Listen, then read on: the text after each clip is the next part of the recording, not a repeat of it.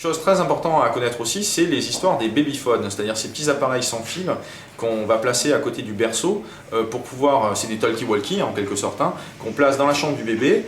Le micro qui capte, c'est dans la chambre du bébé, et le micro et le haut-parleur qui diffuse le son, on le porte sur soi ou on l'a avec soi dans une autre pièce ou dans le jardin. Ouais. Bon, ce sont des systèmes qui rayonnent, hein, qui fonctionnent, malheureusement il y en a de plus en plus qui fonctionnent avec du Wi-Fi.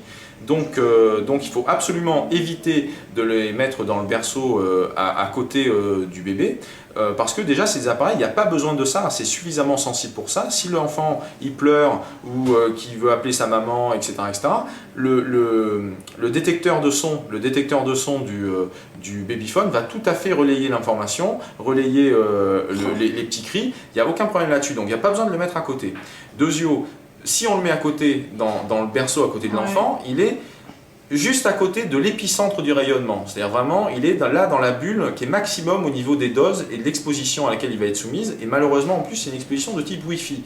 Donc c'est vraiment pas super pour lui. C'est un mauvais départ pour son organisme par rapport à sa résistance à la pollution, aux ondes électromagnétiques.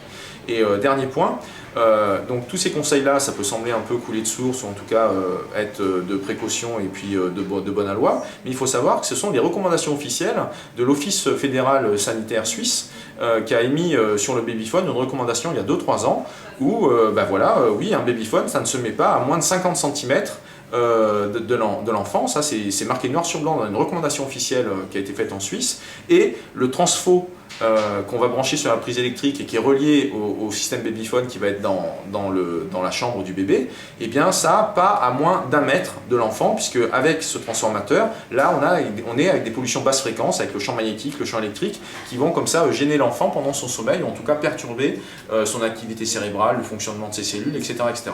Donc en Suisse, c'est officiel, le babyphone, ça ne se met pas à moins de 50 cm ou à moins d'1 mètre d'un bébé. C'est bon à savoir. Merci Maxence pour ces conseils babyphone.